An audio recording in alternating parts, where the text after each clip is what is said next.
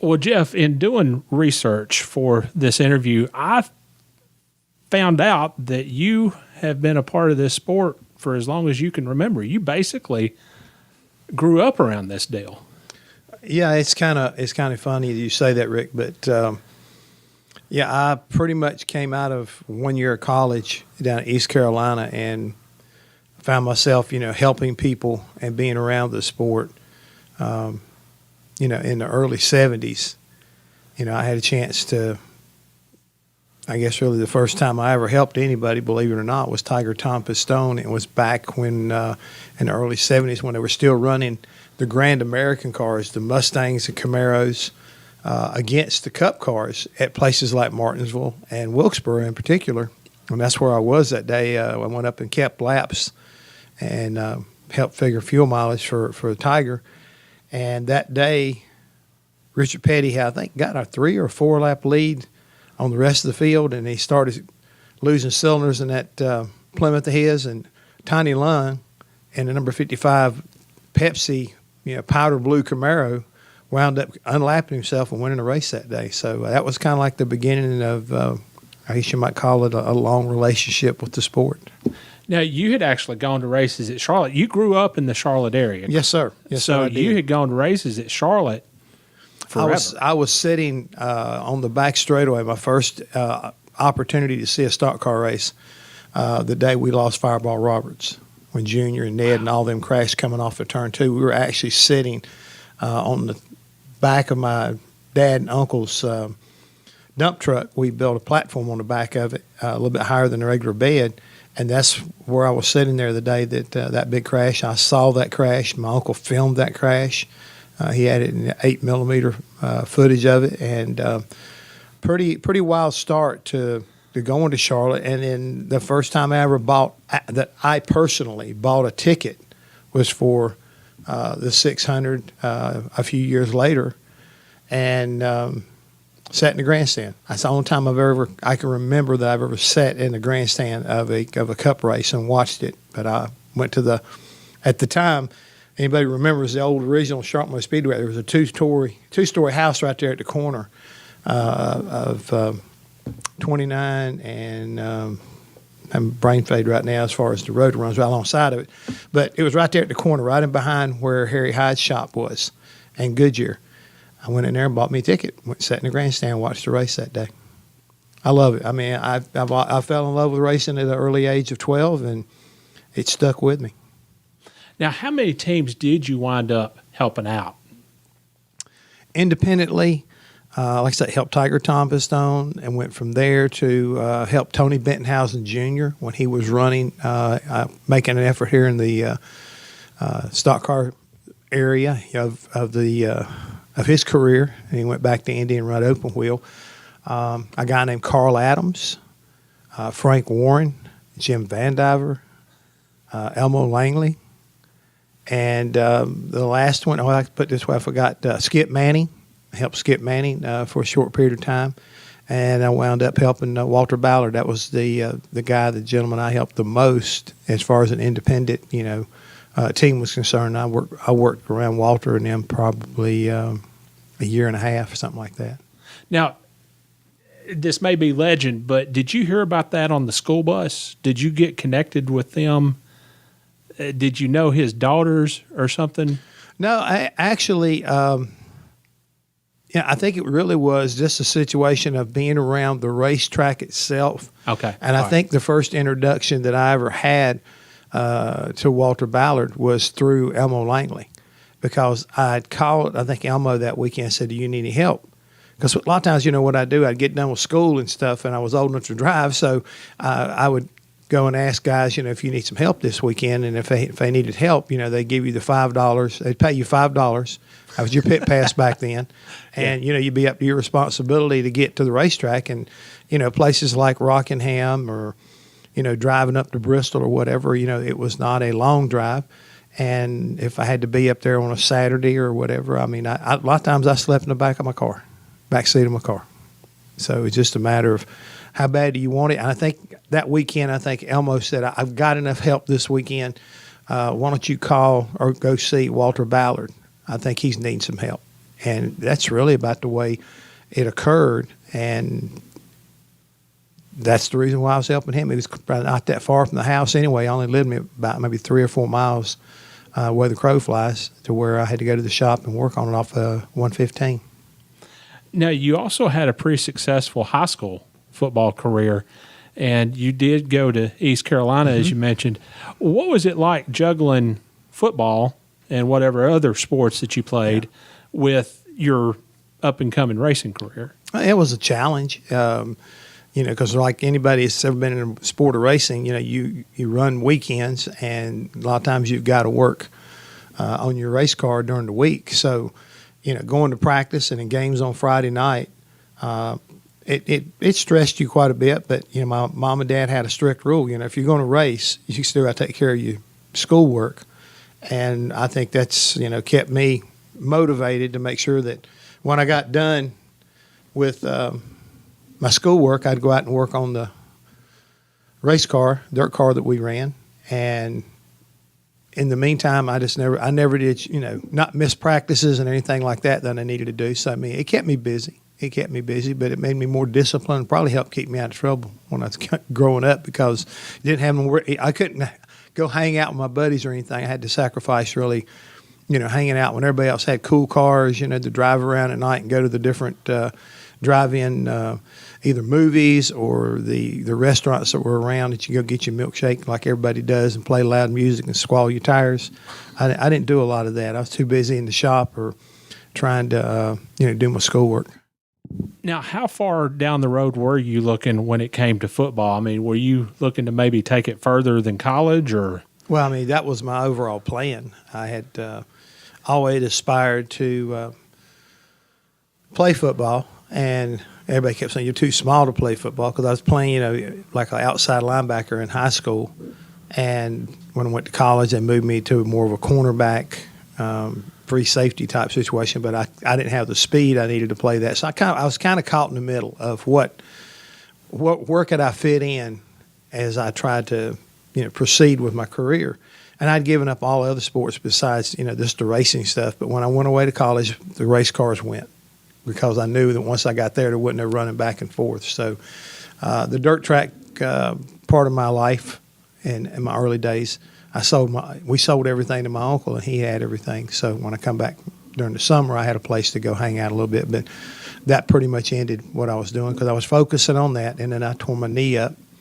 And once that happened, the surgeries that they perform today may have given me an opportunity to stay in football, but the way they were doing things back then, when you tore cartilage and everything, you had to go under the blade, and no arthroscopic stuff where you up and going 2 or 3 days later. It was a major situation, and that pretty much ended that part of what I wanted to do, because I knew I'd never have the speed that I needed to. And I was a big chicken, I guess, at the time. I didn't want to have an operation if I could get by with it. Didn't work out that way. I went to work for Junior Johnson shortly thereafter, and changing tires was something that I loved doing. And it wasn't until I started being a jackman I realized how much fun I was having being a pit crew member. But the surgery came whenever I had pieces of cartilage floating around my knee, and it locked up, believe it or not, over at Charlotte. At one time, Bruton Smith and Humpy Wheeler came up with a way to allow cup cars to run on Saturday's race, what was in, the Busch Series. And that particular race, we had got Harry Gant to drive the number 11, and I was changing rear tire on it, and my knee locked up. And when it did, I come up and looked like a stork on pit road.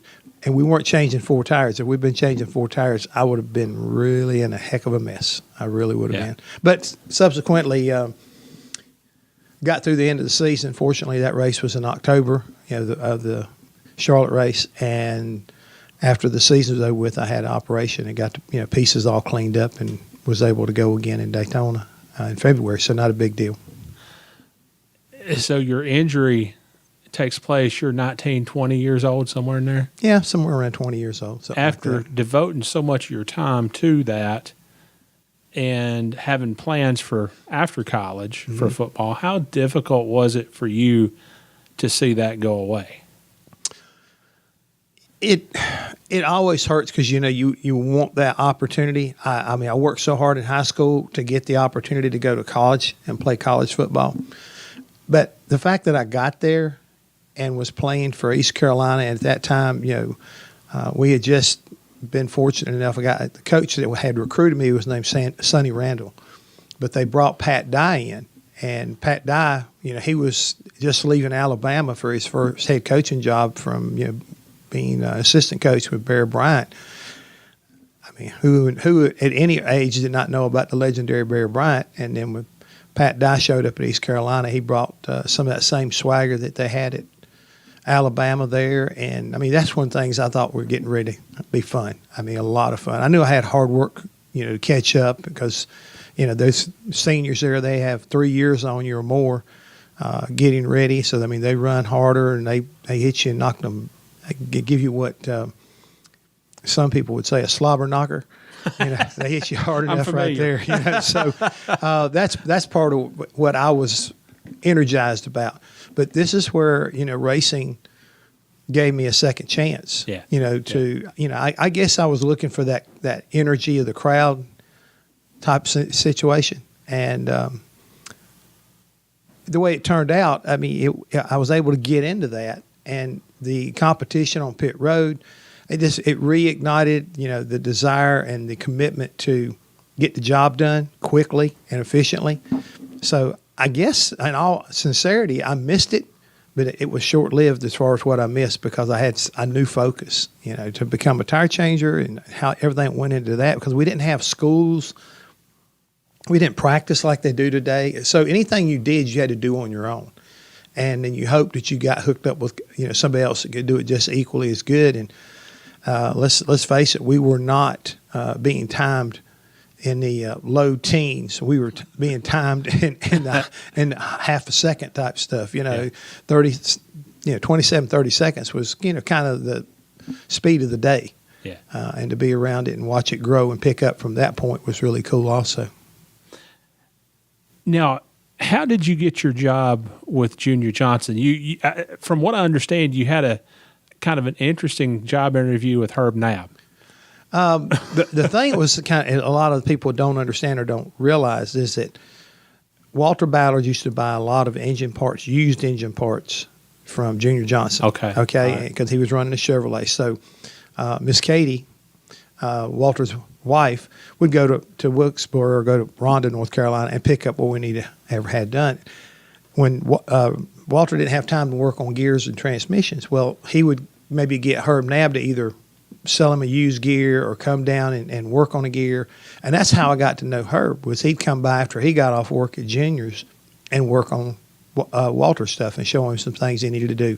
We actually bought race cars from Junior Johnson and Associates. So I started developing a personal relationship with Herb to begin with, and subsequently in the fall of '76, they were at Darlington, and Cale had crashed that day or tore up the car somehow or another. But he came over as we were loading up, and he said, "Hey, you still want to go to work?" I said, "You offer me a job? Why don't you come up to the shop tomorrow morning? We'll talk about it." Okay.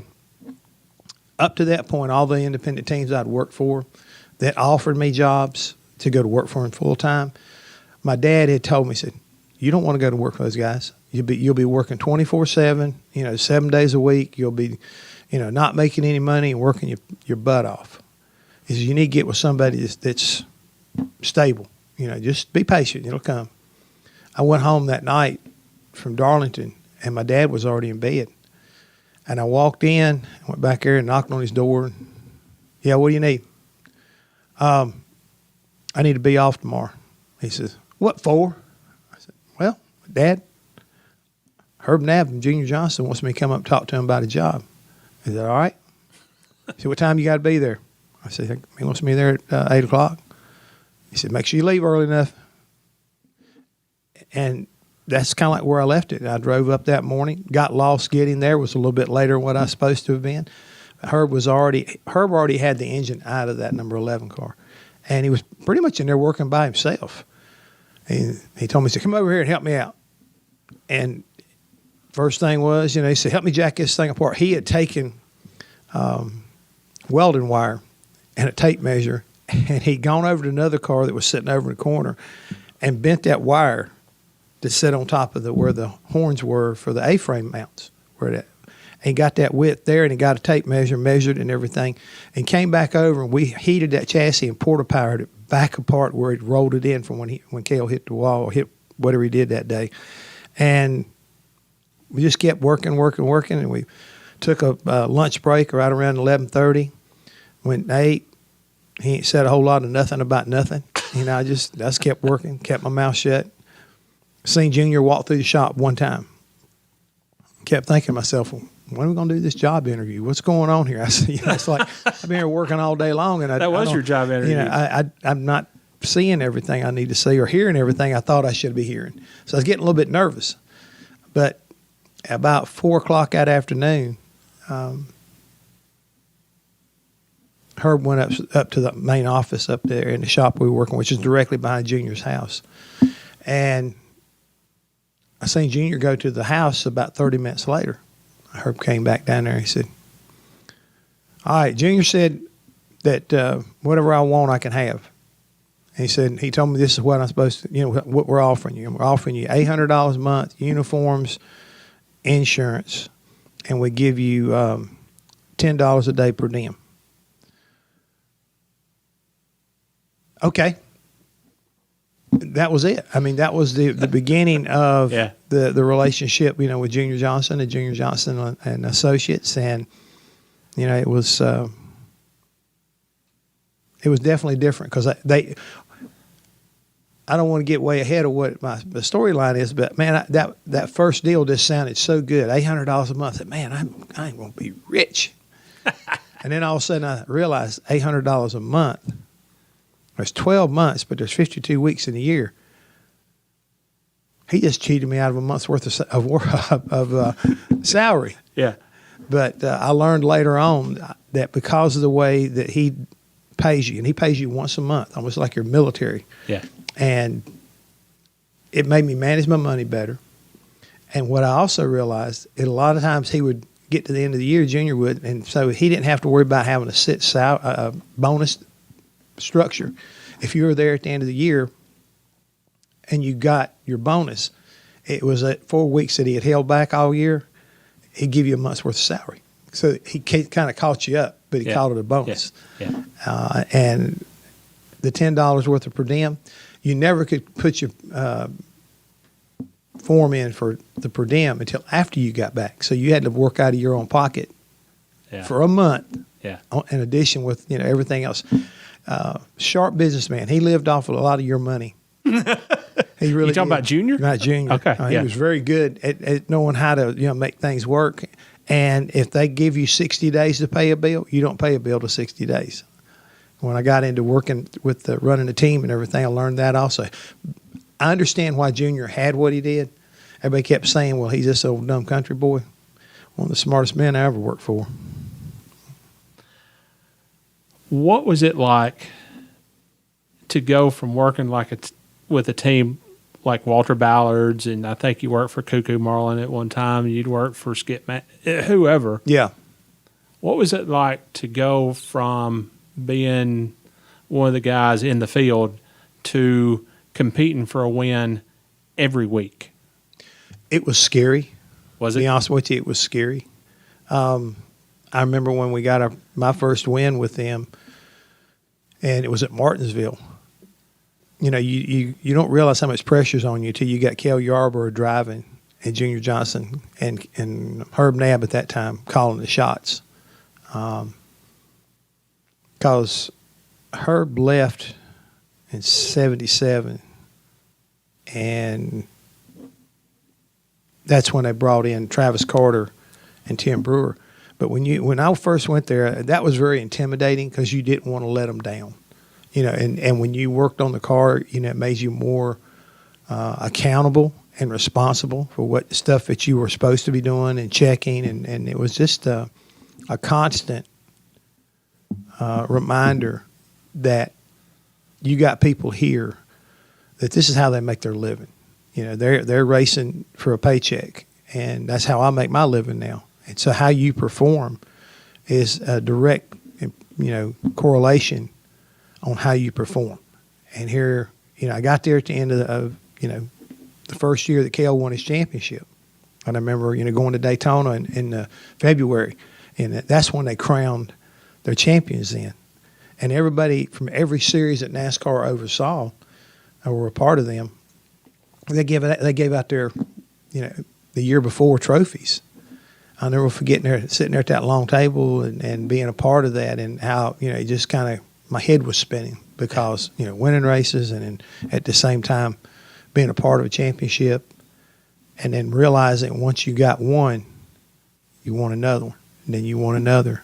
And I don't know, it's one of those situations that when I stop and think about it, my head kind of spins because everything was a blur the first few years working there.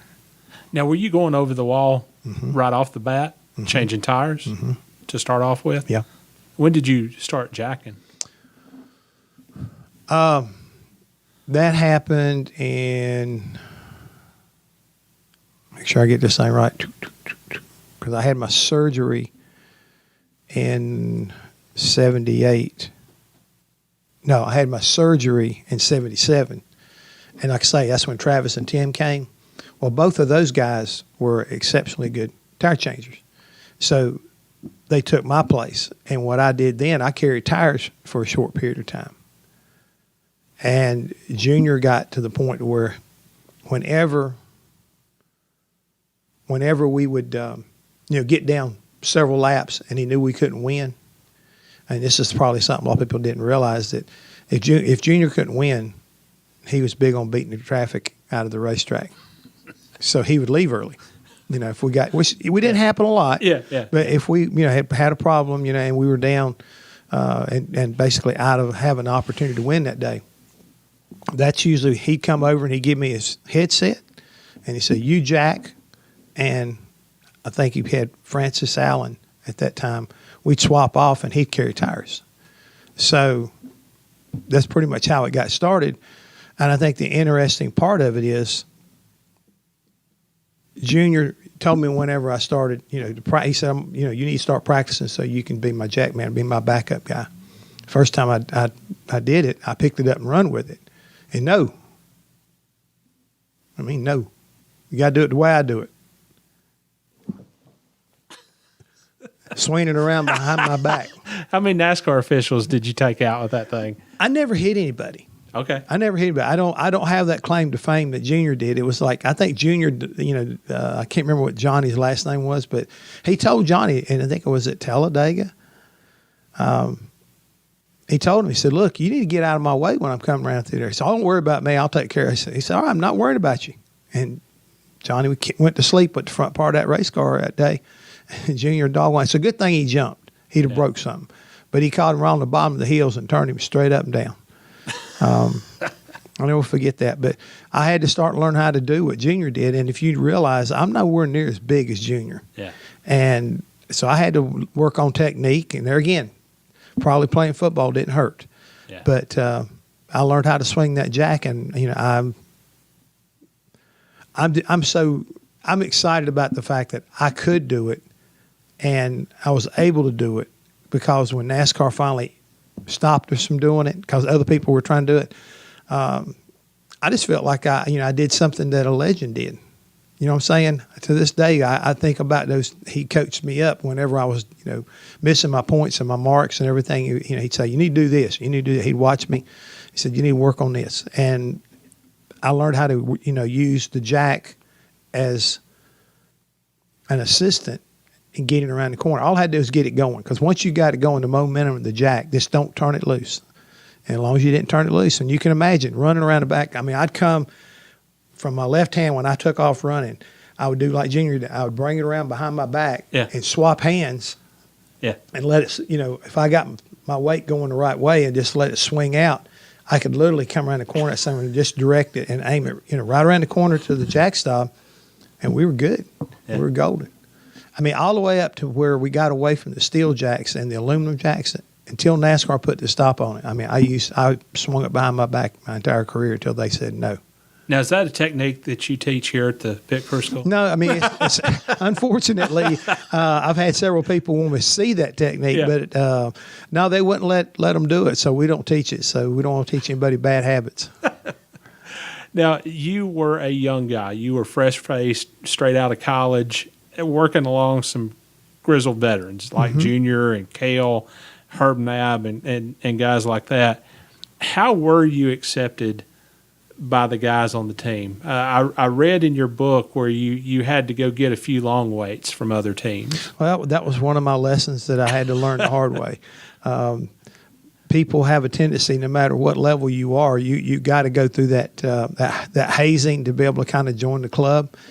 And I think to this day, that's one of those situations where, fortunately, I didn't get as many as a lot of people did, because I had a few people.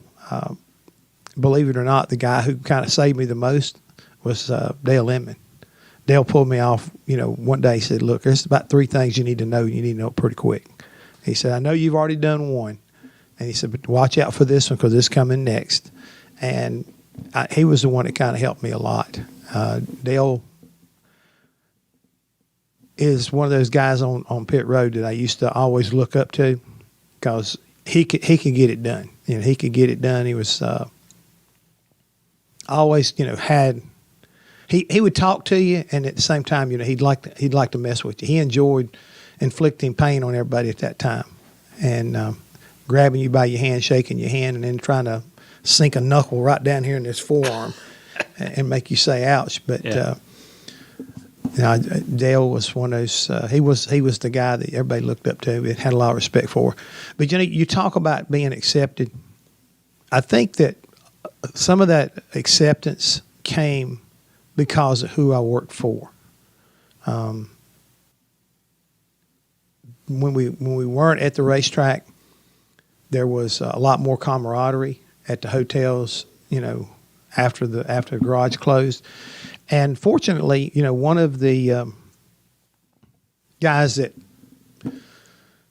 helped everybody was a gentleman named Earl Parker. Yeah. And he was a champion representative, spark plug guy. And him and Junior worked very closely on trying to get our stuff tuned up the way it needed to be, and working on carburetors and different things. Barney Hall was also another important part of the group. And where I'm going with all this is that, when you hang out with Junior and them, playing cards was always high on somebody's list. Go to somebody's room and play poker after you went to go eat. So you're sitting here, you got Barney Hall, you got Earl Parker, you got G.C. Spencer, you got Bud Moore coming in there, you got David Pearson coming in there. So you're sitting there and start watching to begin with. And then slowly but surely getting in the game, at least for a short period of time, you got to know them and they got to know you. Valuable lessons in life. And also, when I say that, valuable lessons on watch out who's bluffing and who don't bluff, because they will take your money in a heartbeat and give you a lesson. But, Henry Benfield, for example, there was always usually a card game going on. Normally it was a Friday night deal, and that's where I got to know a lot of people, not just at the racetrack when you're under the gun, but you have a chance to listen to them talk. Talk about Herb Nab, Jake Elder, Harry Hyde. I mean, those are the people that I had the privilege, and by working for Junior Johnson, got an opportunity to become personal friends with.